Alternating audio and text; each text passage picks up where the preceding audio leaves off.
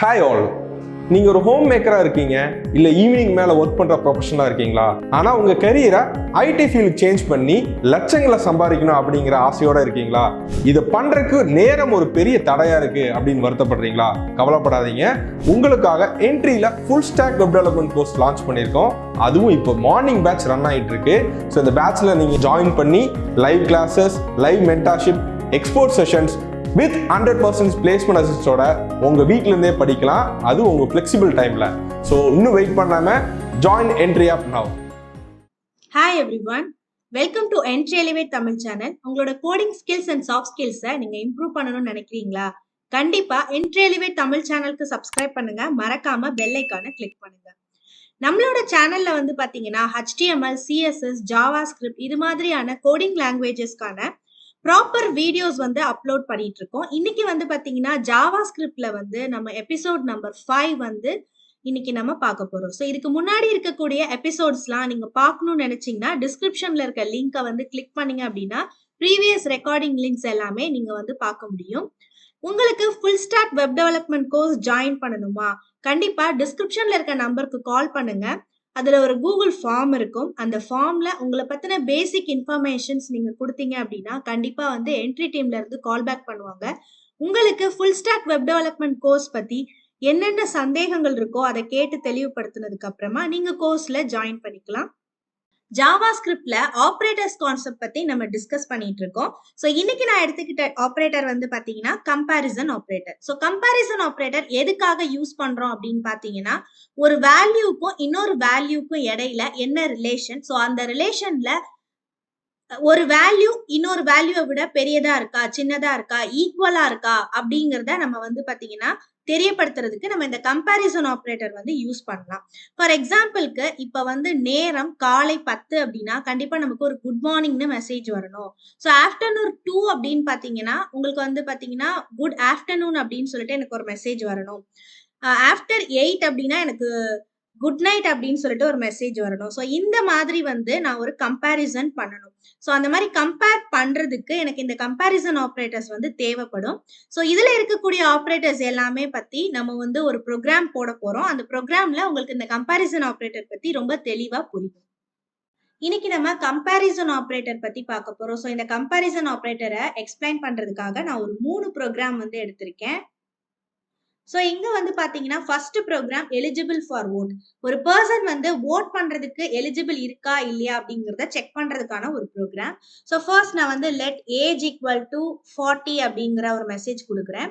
So இந்த இடத்துல வந்து பாத்தீங்கன்னா இஃப் கண்டிஷன் கொடுக்க போறேன். ஸோ ஏஜ் வந்து greater than or equal to 18 இருக்கும்போது நமக்கு வந்து console.logல ஒரு மெசேஜ் கொடுக்கணும். ஸோ console.logல வந்து ஜஸ்ட் வந்து எலிஜிபிள் ஃபார் ஓட் அப்படின்னு ஒரு மெசேஜ் கொடுத்துக்கிறேன்.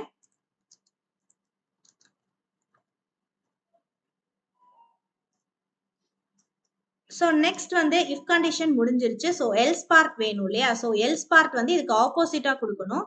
ஸோ console.logக்குள்ள வந்து நாட் எலிஜிபிள் அப்படின்னு சொல்லிட்டு ஒரு மெசேஜ் கொடுத்துக்கலாம். ஸோ அவ்வளோதான். ஸோ இப்போ இங்கே வந்து பார்த்தீங்கன்னா இதை ரன் பண்ணீங்க அப்படின்னா நமக்கு வந்து 18க்கு மேலே தான் நம்ம 40 அப்படிங்கிறத மென்ஷன் பண்ணியிருக்கோம். ஸோ கண்டிப்பாக எலிஜிபிள் ஃபார் ஓட் அப்படிங்கிறது தான் கிடைக்கும். சப்போஸ் இப்போ நான் இந்த இடத்துல வந்து பார்த்தீங்கன்னா 16 அப்படின்னு நான் கொடுக்குறேன். ஸோ இது வந்து பிலோ 18 இருக்கு. இப்போ நம்ம ரன் பண்ணும்போது நாட் எலிஜிபிள் அப்படிங்கிற மெசேஜ் தான் நமக்கு கிடைக்கும். ஸோ இதுல வந்து பாத்தீங்கன்னா என்ன ரிலேஷன் யூஸ் பண்ணியிருக்கோம்னா comparison operator greater than or ஈக்குவல்ங்கிற இந்த சிம்பிள் வந்து நம்ம யூஸ் பண்ணியிருக்கோம். அடுத்து நம்ம டெர்னரி ஆப்ரேட்டர் பத்தி பார்க்க போறோம். ஸோ டெர்னரி ஆப்ரேட்டர் அப்படிங்கிறதுக்கு என்ன சிம்பிள் யூஸ் பண்ணுவோம் அப்படின்னா question mark and colon simple வந்து நம்ம யூஸ் பண்ணுவோம். ஸோ இதுல வந்து பாத்தீங்கன்னா நீங்க எந்த லாஜிக்குமே யூஸ் பண்ண வேணாம், இந்த சிம்பிள் மட்டும் தான் நம்ம யூஸ் பண்ண போறோம். So if condition, for loop இந்த மாதிரி லூப்ஸ் எல்லாம் யூஸ் பண்ணாம டைரக்டா ஒரு கண்டிஷன்ஸ் மட்டும் நம்ம கேட்க போறோம். லைக் இந்த கண்டிஷன் சாட்டிஸ்ஃபைடுனா எனக்கு இந்த மாதிரி ஒரு அவுட்புட் வரணும். இது கண்டிஷன் சாட்டிஸ்ஃபை ஆகல அப்படின்னா நமக்கு எல்ஸ் பார்ட்ல இருக்கிற அந்த வேல்யூ வந்து எனக்கு பிரிண்ட் ஆகணுங்கிறதுக்காக தான் நம்ம இந்த டெர்னரி ஆப்ரேட்டர் யூஸ் பண்றோம். ஸோ இதுக்கு வந்து பாருங்க லெட் மார்க் ஈக்குவல் டு 80 அப்படிங்கிறது மென்ஷன் பண்ணியிருக்கேன். ஸோ நெக்ஸ்ட் வந்து ரிசல்ட் வந்து இப்ப பாத்தீங்கன்னா கொஸ்டின் மார்க் கொடுத்துருக்கோம். 40க்கு மேல இருந்தது அப்படின்னா பாஸ் அப்படிங்கிறது வரணும். ஸோ அந்த கொஸ்டின் மார்க்குக்கு பக்கத்துல இருக்கிற அந்த வேல்யூ வந்து பாத்தீங்கன்னா இஃப் எல்ஸோட இஃப் பார்ட்னு வச்சுக்கலாம். நெக்ஸ்ட் ஒரு கோலன் கொடுத்ததுக்கு அப்புறம் எல்ஸ் பார்ட்ல எனக்கு என்ன வேல்யூ வரணுமோ அதை நான் வந்து டபுள் கொட்டேஷன்ல ஃபெயில் அப்படிங்கறத மென்ஷன் பண்ணிருக்கேன். இது எல்லாமே வந்து கன்கரண்டா எதுக்குள்ள சேவ் ஆயிருக்கும் அப்படின்னு பாத்தீங்கன்னா ரிசல்ட் அப்படிங்கிற வேரியபிள்குள்ள சேவ் ஆயிருக்கும். தென் இப்போ நான் console.log கொடுத்துட்டு ரிசல்ட்டை மட்டும் நம்ம பிரிண்ட் பண்ண போறோம். ஸோ இந்த ப்ரோக்ராம்க்கு வந்து நம்ம ரன் பண்ணோம் அப்படின்னா ரிசல்ட் பாஸ் அப்படின்னு சொல்லிட்டு நமக்கு வருது. ஏன் அப்படின்னா நம்ம மார்க் வந்து 80 அப்படிங்கறத மென்ஷன் பண்ணிருக்கோம் இல்லையா? ஸோ அதனால நமக்கு வந்து பாத்தீங்கன்னா பாஸ் அப்படிங்கிற ரிப்ளை வருது. ஸோ இப்போ நான் இதை வந்து 30 அப்படின்னு வந்து கன்வெர்ட் பண்றேன். ஸோ கன்வெர்ட் பண்ணதுக்கு அப்புறம் ரன் பண்ணீங்க அப்படின்னா ரிசல்ட் வந்து ஃபெயில் அப்படிங்கிறது வரும். ஸோ இதுதான் வந்து டெர்னரி ஆப்ரேட்டர். ஸோ நெக்ஸ்ட் நம்ம பார்க்க போறது difference between double equal and triple equal. So இது ரெண்டுமே வந்து பாத்தீங்கன்னா வேல்யூஸை வந்து நமக்கு செக் பண்றதுக்கு ஹெல்ப் பண்ணக்கூடிய ஒரு ஆப்ரேட்டர்ஸ் தான். இதுவுமே கம்பேரிசன் ஆப்ரேட்டருக்குள்ளதான் வரப்போகுது. நமக்கு இப்ப ஏ ஈக்குவல் டு லைக் இப்ப நான் 2 அப்படின்னு நான் கொடுக்குறேன் அப்படின்னா ஏங்கிற வேல்யூக்கு நீங்க 2 அப்படிங்கிற நம்பரை அசைன் பண்றீங்கன்னு அர்த்தம். இதே நீங்க 2 ஈக்குவல் கொடுத்தீங்க அப்படின்னா என்ன அர்த்தம் அப்படின்னா ஏங்கிற வேல்யூக்கு 2ங்கிற வேல்யூ கொடுக்கப்பட்டுள்ளதா, இது வந்து கரெக்டா தான் இருக்கா அப்படின்னு நீங்க செக் பண்றீங்க அப்படின்னு அர்த்தம். சோ இந்த டபுள் ஈக்குவலுக்கும் ட்ரிபிள் ஈக்குவலுக்கும் என்ன டிஃபரன்ஸ் அப்படிங்கிற கொஸ்டினை வந்து பாத்தீங்கன்னா கண்டிப்பா இன்டர்வியூஸ்லயுமே கேக்குறாங்க. சோ இதுக்கு என்ன டிஃபரன்ஸ் அப்படிங்கறத இந்த எக்ஸாம்பிளோட பார்க்கும்போது you can get better ideas. So first நான் வந்து ஏங்கிற வேல்யூக்கு 2 அப்படிங்கறத அசம்ஷன் பண்ணிக்கிறேன். ஸோ நெக்ஸ்ட் வந்து பாத்தீங்கன்னா பி அப்படிங்கிற வேல்யூக்கும் நான் வந்து 2 அப்படிங்கறத மென்ஷன் பண்ணிக்கிறேன். ஸோ இஃப் கண்டிஷன் யூஸ் பண்ணி ஏ ஈக்குவல் பியா இருக்கும் பட்சத்துல எனக்கு வந்து போத் ஆர் ஈக்குவல் அப்படின்னு சொல்லிட்டு எனக்கு ஒரு மெசேஜ் வரணும். ஸோ console.log யூஸ் பண்ணிக்கிறேன். இந்த இடத்துல வந்து பாத்தீங்கன்னா both are equal அப்படின்னு சொல்லிட்டு ஒரு மெசேஜ் கொடுத்துக்கிறேன். சோ இப்போ நீங்க இந்த இடத்துல வந்து ரன் கொடுத்தீங்க அப்படின்னா both are equalங்கிற இந்த ஸ்டேட்மெண்ட் மட்டும் தான் இருக்கும்.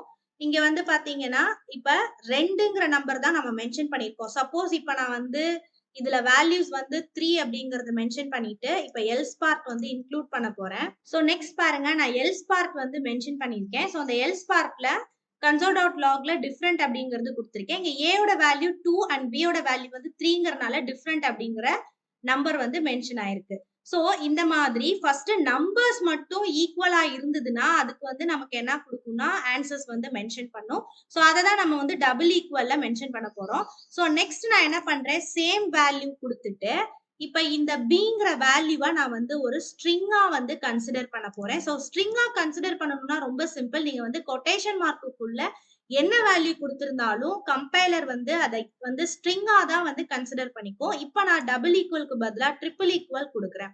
சோ இந்த மாதிரி கொடுத்ததுக்கு அப்புறம் இது வந்து பாத்தீங்கன்னா இன்டீஜர் டைப்ல இருக்கு, இது வந்து ஸ்ட்ரிங் டைப்ல இருக்கு.